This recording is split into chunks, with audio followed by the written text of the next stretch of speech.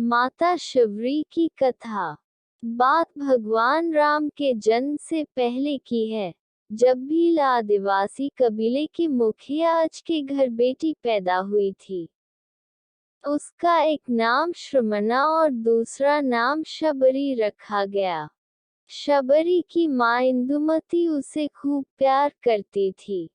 बचपन से ही शबरी पशु पक्षियों की भाषा समझकर उनसे बातें करती और जब शबरी की माँ उसे देखती तो कुछ समझ नहीं पाती थी।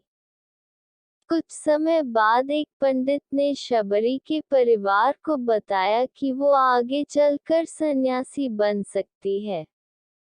इस बात का पता चलते ही शबरी के पिता ने उसका रिश्ता तय कर दिया। जैसे ही शादी का दिन नजदीक आया, शबरी के घर वालों ने खूब सारी बकरियां और अन्य जानवर घर के पास लाकर बांध दिए।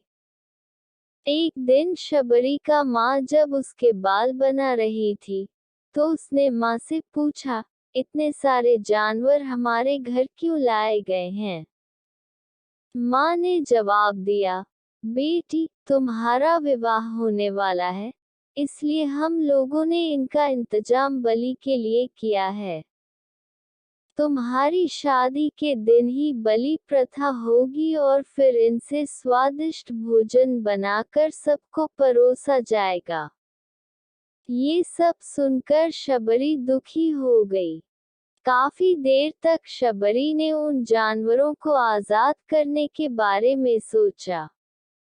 सोचते सोचते शबरी के मन में हुआ कि अगर ये जानवर यहाँ नहीं होंगे, तो इनकी बलि रुक सकती है। ऐसा नहीं हुआ, तो मेरे घर से कहीं चले जाने पर ही यह बलि रुकेगी। जब मैं ही नहीं रहूंगी, तब न विवाह होगा और न ही बलि प्रथा।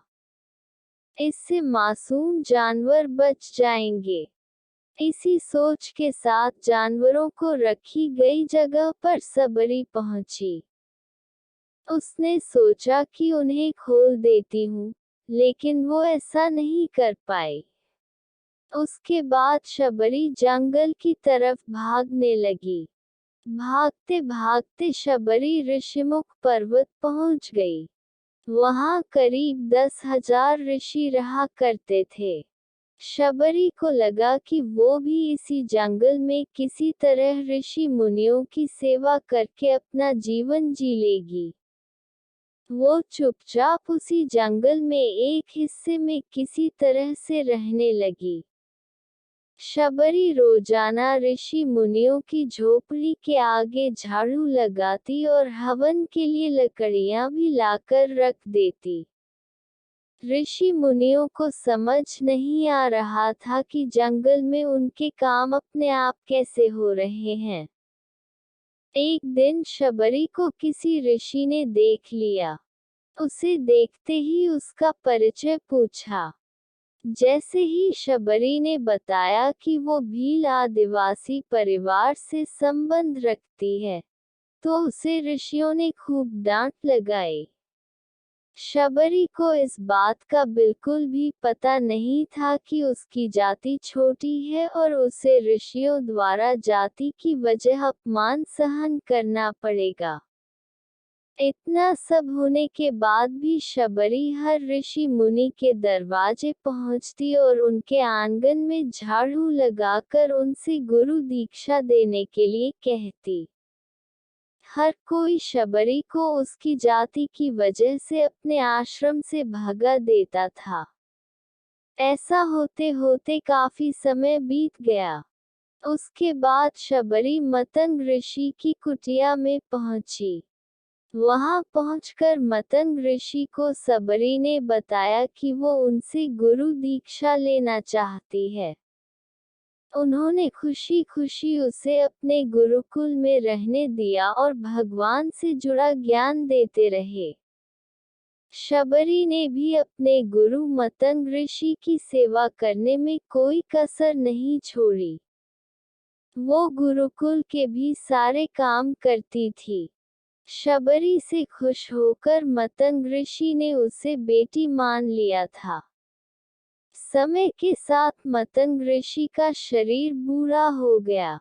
उन्होंने एक दिन शबरी को अपने पास बुलाया और कहा, बेटी मैं अपना देह त्यागना चाह रहा हूँ।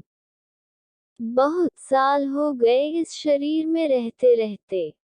शबरी ने दुखी मन से कहा, आपके ही सहारे मैं इस जंगल में रह पाई हूँ। आप ही चले जाएंगे तो मैं जीकर क्या करूँगी। आप अपने संग मुझे भी ले जाए, मैं भी देह त्याग दूंगी। मतंग ऋषि ने जवाब दिया, बेटी तुम्हें चिंता करने की जरूरत नहीं है। राम तुम्हारी चिंता करेंगे और ध्यान भी रखेंगे। शबरी ने राम का नाम सुनने के बाद पूछा, वो कौन है और उन्हें मैं किस तरह से ढूंढूंगी। मंतग ऋषि ने बताया, राम कोई और नहीं भगवान है। वो तुम्हें सारे अच्छे कर्मों का फल देंगे। तुम्हें उन्हें ढूंढने की कोई जरूरत नहीं है। वो एक दिन खुद तुम्हें खोजते हुए इस कुटिया में आएंगे और तुम्हें उनके हाथों ही मोक्ष मिलेगा। तब तक तुम इसी आश्रम में रहो। इतना कहते ही मंतग ऋषि ने अपना शरीर त्याग दिया। शबरी के मन में मंतग ऋषि के जाने के बाद से एक ही बात थी कि भगवान राम स्वयं उससे मिलने आएंगे। वो रोज भगवान राम से मिलने के लिए बाग से अच्छे अच्छे फूल लाकर पूरा आश्रम सजाती और भगवान के लिए बेर तोड़कर लाती। भगवान के लिए बेर चुनते हुए शबरी उन्हें चख लेती थी, ताकि भगवान वो सिर्फ मीठे बेर ही दे। रोजाना शबरी इसी तरह भगवान के दर्शन की आस में फूल और बेर इकट्ठा करती रहती थी। इसी तरह इंतजार में कई साल बीत गए। शबरी का शरीर एकदम वृद्ध हो गया। एक दिन आश्रम के पास के ही तालाब में शबरी पानी लेने के लिए गई। तभी पास के ही एक ऋषि ने उसे अछूत कहते हुए वहां से भागने के लिए कहा और एक पत्थर मार दिया। वो पत्थर जब शबरी को लगा तो उसे चोट लगी और खून बहने लगा। बहते हुए खून की एक बूंद उसी तालाब के पानी में गिर गई। तभी पूरा तालाब का पानी खून में बदल गया। ये सब होता देखकर ऋषि ने शबरी को ही डांटा और कहा कि पापीन तुम्हारी वजह से पूरा पानी खराब हो गया। रोज ऋषि उस पानी को साफ करने के लिए अपनी कई तरह की विद्याओं का इस्तेमाल करते। कई सारे जतन करने के बाद भी कुछ नहीं हुआ। फिर उन्होंने गंगा जैसी कई पवित्र नदियों का जल भी उस तालाब में डाला। फिर भी तालाब का पानी साफ नहीं हो पाया और वो खून जैसा ही रहा। कई सालों तक तालाब के पानी को साफ करने की कोशिश के बाद भी कुछ काम नहीं आया, तो ऋषि ने थककर सब कुछ छोड़ दिया। इस घटना के कई सालों के बाद भगवान राम अपनी पत्नी सीता के हरण के बाद उन्हें ढूंढते हुए उसी तालाब के पास पहुंचे। ऋषि मुनियों ने उन्हें पहचान लिया। भगवान को वहां देखकर ऋषियों ने तालाब का पानी साफ करने के लिए भगवान को अपने पैर उसमें डालने के लिए कहा, लेकिन पानी जैसे का तैसा ही था। ऋषि मुनियों ने भगवान से भी कई अन्य जतन करवाए, लेकिन वो पानी जस का तस खून जैसा ही रहा। तब भगवान ने ऋषियों से पानी के रक्त में बदलने की कहानी पूछी। तब ऋषि ने शबरी को पत्थर मारने वाली सारी बात बता दी।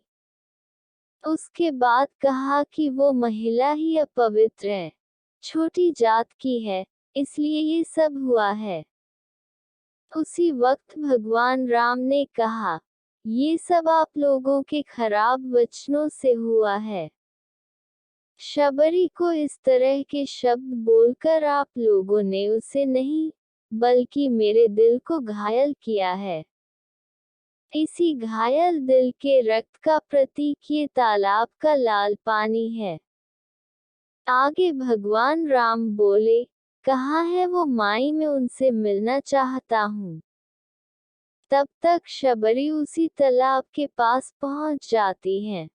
इस दौरान शबरी के पैर को ठोकर लगती है और कुछ धूल उस तालाब में गिर जाती है।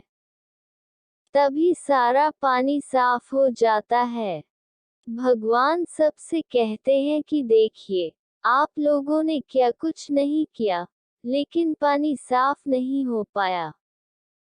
अभी सिर्फ इनके पैर की थोड़ी सी धूल ने ही तालाब का पानी साफ कर दिया। भगवान राम को शबरी पहचान चुकी थी। उन्हें प्रणाम करके शबरी ने कहा, भगवान, आप मेरे साथ कुटिया में चलिए। भगवान भी खुशी खुशी शबरी के साथ चल पड़े। फूलों से शबरी ने भगवान राम का स्वागत किया।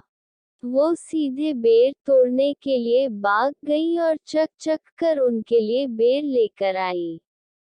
उन्होंने बड़े ही प्यार से भगवान राम और उनके भाई लक्ष्मण को बेर दिए। भगवान राम ने भी उतने ही प्यार से उन बेर को खाना शुरू किया। तभी बेर देखकर मुंह बनाते हुए लक्ष्मण ने कहा, भैया ये बेर जूठे हैं, इन्हें आप कैसे खा सकते हैं? भगवान ने जवाब दिया, लक्ष्मण, ये जूठे नहीं, बल्कि बहुत मीठे हैं। शबरी माए हम सबके लिए ये बहुत प्यार से तोड़कर लाई हैं। इतना कहकर भगवान राम प्यार से उन बेर को खाने लगे। भगवान ने जाते हुए शबरी माई से कहा, आप मुझसे जो चाहे वो मांग सकती हैं। शबरी ने उन्हें कहा, मतंग ऋषि के कहने पर मैं आज तक सिर्फ आपके दर्शन करने के लिए जी रही थी। अब आप मुझे मोक्ष प्रदान कीजिए। मैं अपना शरीर आपके सामने ही त्यागूंगी। उसी वक्त शबरी ने अपना शरीर त्याग दिया। भगवान राम ने अपने हाथों से उनका अंतिम संस्कार किया और सीता माँ की खोज में आगे बढ़ गए। इस तरह से ऋषि मतंग की बात सच साबित हुई और शबरी को भगवान राम के दर्शन भी हुए। तभी से भगवान राम को शबरी के राम भी कहा जाने लगा। कहानी से सीख, सच्ची श्रद्धा हो तो भगवान के दर्शन जरूर होते हैं। तो ऐसी ही कहानी सुनने के लिए हमारे चैनल को सब्सक्राइब करें, लाइक करें और शेयर करें।